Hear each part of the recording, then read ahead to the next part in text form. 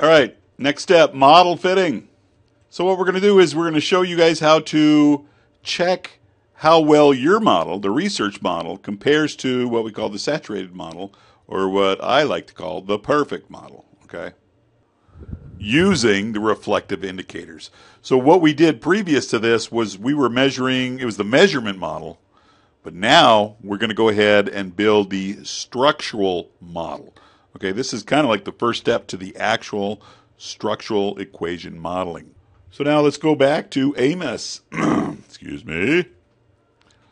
And we're going to go ahead and take out all these covariances. Okay, remember, this is the measurement model. So I'm going to click on my delete X button and delete the covariances. All of these nasty little covariances. Get in there, you. Sorry, you guys. Okay, let's go back to the original path, causal model. Sorry, where'd it go? Remind me to delete this. There it is.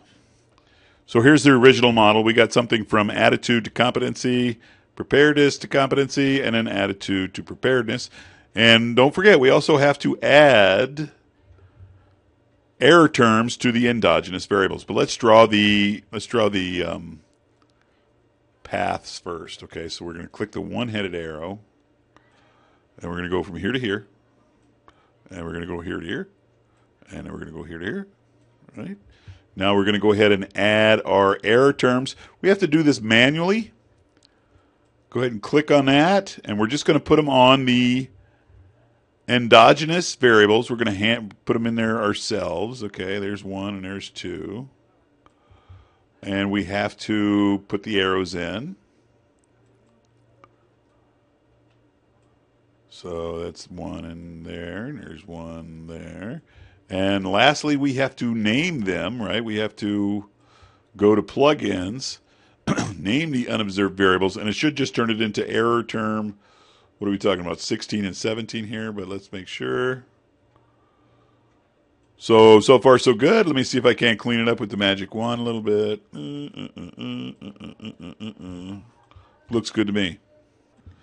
All right, last thing we're going to do is you'll notice that there's that each error term has a 1. That means it's a parameter, but you'll notice the 2 that we added to the endogenous do not have those, so we have to add these as parameters. Okay, so we're just going to click the parameter, click 1, and then we're going to click the other one, that's this one down here, and we're going to add a 1.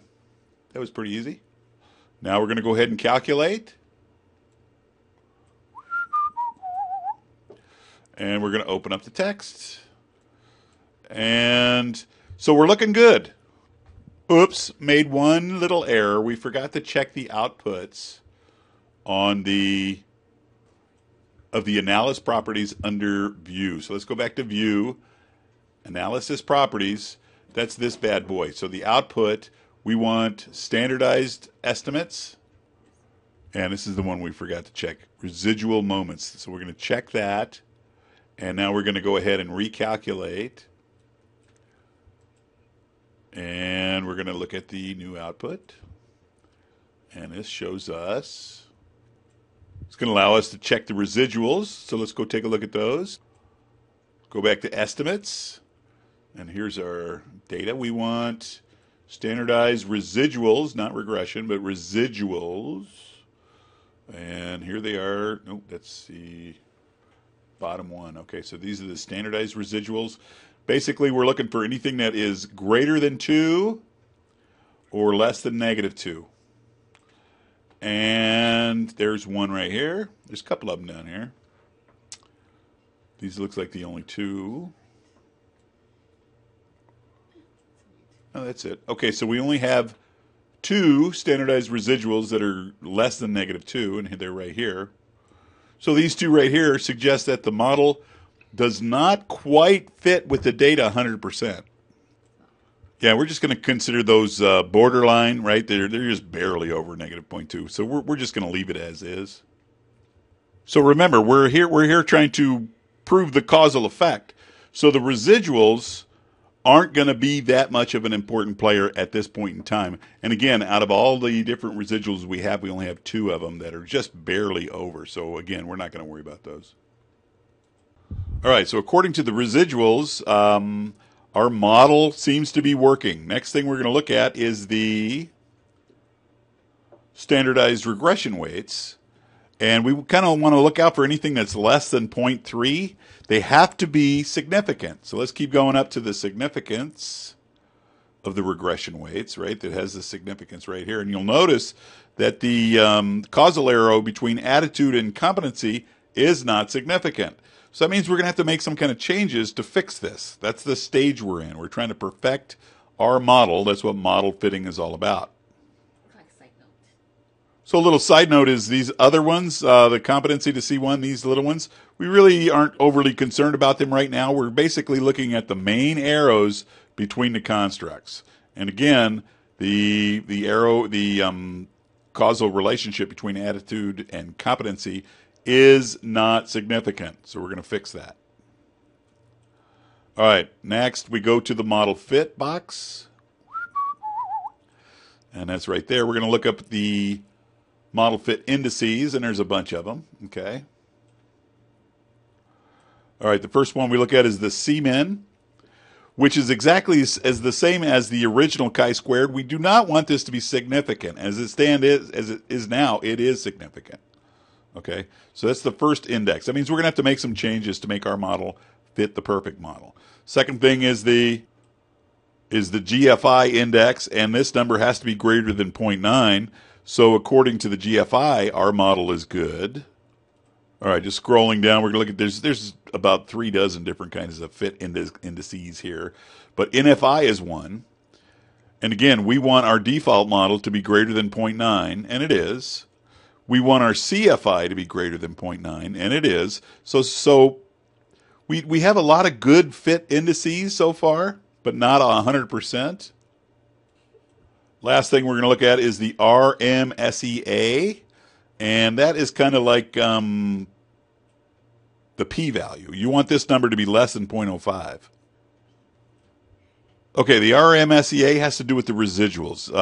Depending on which book you read, some say 0.08, but others say 0.05. But again, this is a good indicator because it is less than both of those. So in other words, we have almost all of our model fit indices are good, except for the main one where we had the C-min, which was way too high.